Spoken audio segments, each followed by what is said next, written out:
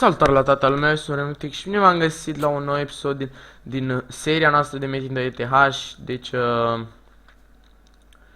da, după cum v-am zis, am mai făcut și eu ceva iteme, stați că astea sunt cam proaste pentru că, după cum v-am zis, nu prea am mai lucrat la ele. Stați să mai schimbăm puțin deoarece nu am bonusuri destul de bune pe scut, nu am bonusuri. Lăsăm așa pe ăsta momentan. Pe ăsta hai să punem regenerare și semi. Uite că intră magie 15, dar nu intră și semi. În fine. Regenerare 30 și magie 12. Bun, în fine, îl lăsăm așa. Și haideți să vă arăt cam ce iteme am mai făcut și eu pe parcursul jocului, adică cam ce am mai îmbunătățit pe cont. Deci asta o știți, are 15, 15, 15, 15, 3 KPV, 10 semi îmi dă de la armură. Ăsta care l-am făcut acum, regenerare PV 30, 20 vampir, 12 magie, 10 PME praf. Ăsta care e la fel de praf, 12 inteligență, 12 putere, am necunoștință, 20 orici, așa. Cercii ăștia care am cumpărat, am dat 10 KKK pe ei. 15 sabie, 15 2 mâini, 15 pumnal, 15 săgeți, 10 semi. Colierul ăsta care l-am cumpărat tot cu 15 KKK, 30, 3 KPV, 15 sabie, 15 pumnal, 15 2 mâini, 15 clopot. În fine, e destul de bun și ăsta care are clopot. Și ăștia care sunt cu 15, 15, 15, 20 săgeți, 20 bonus XP, 3 KPV, destul de buni. Săgeți oricum nu prea contează pe ăsta, deci are clopot, e destul de bine. Și haideți să creștem și noi, că am zis că vreau să cresc în... Da. Ce dai?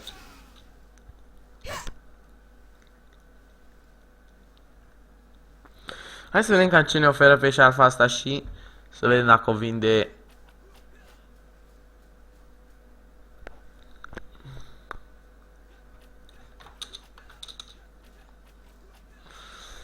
Să vedem dacă ne oferă niște iteme destul de bune. Oferă. Nu, e puțin. Pa. În fine, hai să trecem la chestia noastră. Deci haideți în Gautama, unde creșteam și eu normal, adică aici creșteam și încă cresc. Este locul meu de crescut unde cresc foarte bine. Haideți să punem și noi așa, și haideți, stați să dau volumul mai încet la metin pentru că ai de viața mea sparge timpanele. Mai așa. În fine, e mai bine. Deci, haideți să facem și noi level 108 repede, chiar 100, aș vrea să fac 110 în acest episod. După cum v-am zis, deci o să continui seria cu ETH în continuare și dacă vă întrebați de ce n-am mai postat, păi eu n-am mai postat din cauza că nu mi-a mai mers microfonul, adică nu prea s-a mai auzit bine microfonul și am zis, bă, să nu mai pun să nu pun porcării. Stați că am primit un mesaj de la un abonat. Da, și o să fac de la mesaje de la abonați când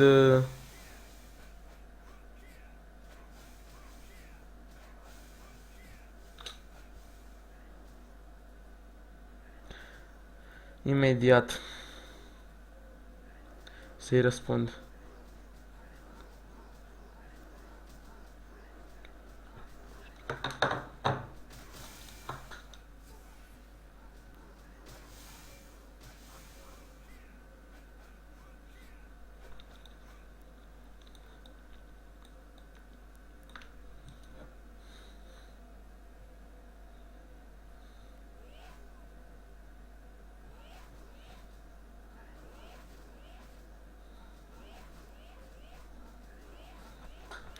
În fine.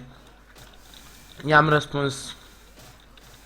Este ok, acum haideți să continuăm și noi episodul. Deci am dat telefonul pe silențios ca să nu mai primesc mesaje de la el, pentru că am văzut că mi-a dat un mesaj și am zis că filmez și nu vreau să mă mai deranjez. Scuzați că nu prea încă m-am oprit. În fine. Deci după cum v-am zis, da, și alchimia. Deci am mai făcut alchimie, uitați, am acum 44,5 KPV. Avem acest diamant excelent cu 14 rezistență gheață, 18 rezistența abilității, 18 valoarea atacului magic și 18 paguba abilității. Avem acest rubin cu apărare 163, așa, valoarea atacului 234, care nu este prea bun. Avem și ăsta.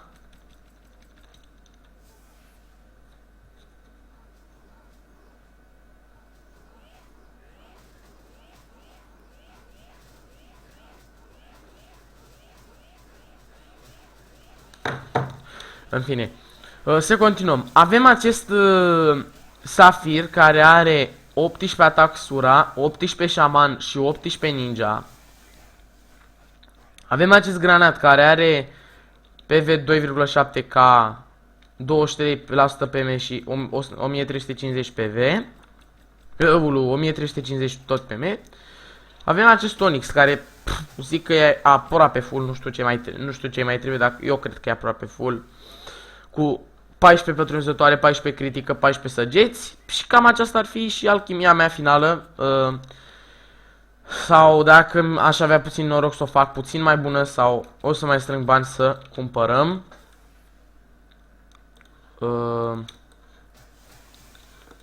Așa, da. Deci haideți să continuăm. Am vrut să văd cât am filmat. Da, și după cum v-am zis, stați să vedem dacă avem un inel de experiență, mă scuzați, dar mă cam încurc. Și v-am și lămurit cu faza de postatului. Bă, de ce n-ai mai postat, nu știu ce. Da, am mai primit mesaje de la unii abonați că de ce n-ai mai postat. Și am zis, bă, hai mă să postez. Și le-am zis, bă, stați să-mi cumpăr căști, pentru că da, momentan eu nici nu mi-am luat căști și chiar îmi trebuiau căști să am. Hai să punem inelul ăsta putere mortală, deci oricum.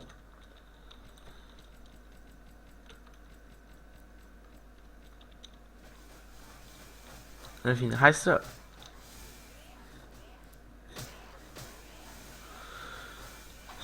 continuăm cu crescutul. Deci după cum v-am zis, acum o să mai lucrez pentru armură. Stați să vedem dacă merge.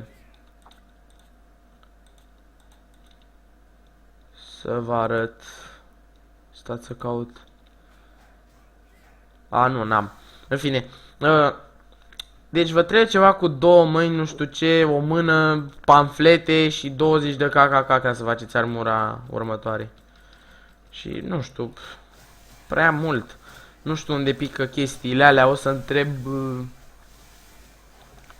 staff-ul, adică o să mă mai lămuresc de la staff.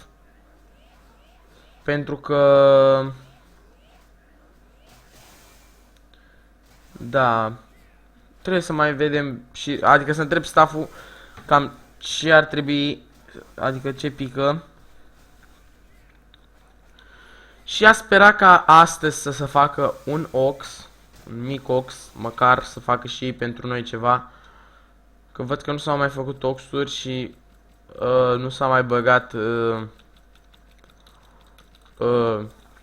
Da, poate unii știți că s-a făcut pe ETH faza aceea care vă dă dalea, cum le zice, MD-uri și MZ-uri. Conturile mai vechi, nu știu, odată la o lună, odată la 2 luni, nu mai știu, primesc câte 1025 de MD-uri și 15 MZ-uri și la unii am observat că dacă n-au luat MD-urile trecute le mai dă încă 1000 și au 2025, 2050 de MD-uri și 30 de MZ-uri. Și am avut noroc, am avut un cont, mi-am luat armura Azrael, mi-am făcut eșarfa de 20 și mi-am luat și aceste dreaduri roșii. Deci totul e făcut de mine, adică itemele, în special itemele sunt făcute de mine, nu le-am cumpărat. Adică, da, să zic că le-am făcut itemele, le-am luat după site. Asta am luat-o oțel, deci a fost oțel plus 9. Asta am luat-o, v-am zis, deci astea două le-am cumpărat. Asta am cumpărat-o. Decât asta am cumpărat-o după site, atât. N-am cumpărat armă. Arma, vă zic eu care e. Stați să o găsesc. Da, asta e arma. Deci nu e prea bună, dar am bătut player destul de mari cu ea. Am bătut pe unul de 105 cu ea. Și de 120 am bătut și erau cu site.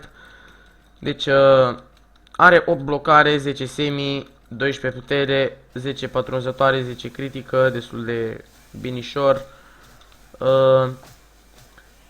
Și da, sper că îmi scuzați pauza de postat, dar nu mai mi-au mers căștile cu care filmam și acum mi-am luat niște căști mai bune cu care sper și chiar sper să se audă foarte bine.